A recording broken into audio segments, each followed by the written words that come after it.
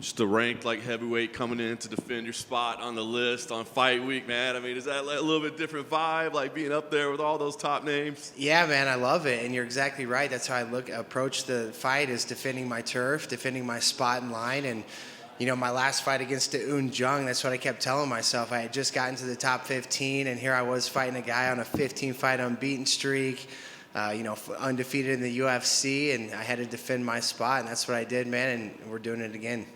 I mean, I'm sure anybody that's in the rankings is happy to see themselves there, but it just feels like such a journey, right, for you to get here, just a long path. I mean, is it rewarding to just finally, feel like you're getting the recognition for the efforts you put in? Yeah, it's awesome. I absolutely love it. And then to see the number 13 now, Thiago Santos out, so everybody moved up one, and it just gives me hope and inspiration to get into the top 10. And, it's been a long time coming. I've been talking to a good buddy of mine the other day. We've been friends for decades, and he's like, number 13. I was like, yeah, it's crazy, huh? He's like, it is, but not really. He's like, you've been put in this work, man. So it's super exciting. Pretty cool. Back at the Apex, I mean, you've been kind of taking a tour of the stadiums. I guess, does that make it any more challenging or any different? I mean, the vibe, the energy, is there any changes that have to be made, or is that anything you can prepare for? Not really. I mean, you can only control what you can control. Of course, I love fighting in front of crowds. I've been spoiled. My last 3 fights have been in front of crowds. So it is what it is, man. I'm pretty comfortable here at the Apex, all dating back to the Contender Series. That was super weird. And then it's just evolved, little by little. There's been more and more people in here, and there'll be a little bit of a crowd on Saturday, and you can't change it. You just got to go with the flow, and I'm looking forward to it. When you step in there now, I mean, is it a different feeling? Like you said, all the effort that you put in, but now it's this nice win streak. Is there a different energy, I guess, you feel when you step in there, a different confidence level? Oh yeah, confidence is through the roof. I feel like the man. I feel like I own this shit, and I feel like this is my show. I can't wait to go in there and put on a show for the fans, and extremely confident, man. I'm excited. I work hard for this, and I can't wait to go out there and showcase my skills on Saturday.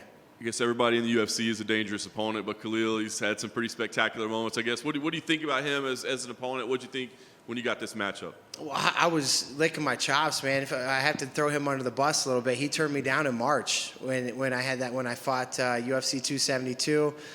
He said no, and it's a little feather in my cap, and they came back, and we were asking for a higher ranked opponent, and they were all booked up, and they were like, well, what about Roundtree? I was like, well, yeah, of course, if he wants to, and he said yes this time. So I was super excited, super confident, man, and it's funny because I got guys at the gym and people that talk about Khalil Roundtree. They're like, man, that guy's a killer.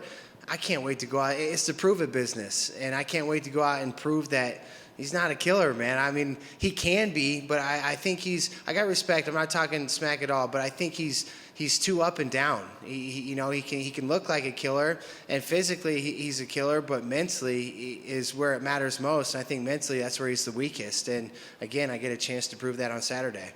So when his name was brought up to you, given what happened before, was there any part of you that was like, tell him I said no. I'm not interested now. Hell no. I was licking my chops. I'm like, fine, if you want me to give me that for my, this is the 3rd of my 4th fight on the contract. So I go out there and have a good performance. I'm going to re-up, and I'm like, hell, if they're going to give me that fight for this, I can't wait. So I've been pumped, man. 10 weeks now I've been preparing for this, and I can't wait to go out there and get the job done on Saturday. Given your styles, I'm guessing probably doesn't go 15 minutes. Is that kind of what you're thinking as well? Yeah, I don't think so. Especially, again, Khalil's so up and down. If he's the down Roundtree, it's not going to go long at all. If he's the up Roundtree, it's going to be a great fight, and I still think it's going to be a good fight, but I keep saying it. It's the prove it business. I'm going to get an opportunity to go out there and prove that I'm the better fighter. I like it. Last thing for me, get the big statement win here, get the new contract. Do you start asking for some top 10 do you start calling names? Because I know you're not a big trash talking type guy or whatever, but do you start making specific challenges? Yeah, so I have a couple names in mind, and guys are getting booked too. I really wanted to fight Volkan Ozdemir this last camp, or for this fight, and they actually, the UFC loved it. They were talking about me fighting last week on the Abu Dhabi card. This was right after my last win. I'm like, great, but I was 14 at the time, and he had just beat Paul Craig, so he was number 8, and he respectfully declined, which I get it. When you're number 8, you're not looking at 14, you're looking at things that push you closer to the title, fights that push you closer. And so that didn't happen, didn't materialize. But, he just lost to Krylov. So maybe I throw Krylov out there after the big win. I think that'd be a fun fight, but definitely somebody in the top 10. And you're right, I need to come with a name. Otherwise, they're just going to give me whoever. So I need to get out there and call somebody out. Just one silly one. When the number does change next to your name, who's the first to call you usually, or who do you call first to brag and praise when your ranking goes up? Who gets the call?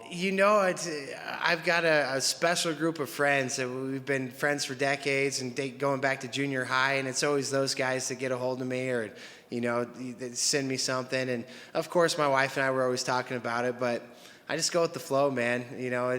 I'm very blessed. I have a lot of good friends and people close to me that look out for me and care for me. So I hear from all of them all the time, and it's a good support system. I was going to say they're probably the same that keep you grounded and keep the head small, right? Oh, for sure. Those are the guys. They're still talking shit to me. They still think they can kick my ass. So It's awesome. Best of luck on Saturday. Thank you, man. Good. Thank you, guys. See you Saturday night.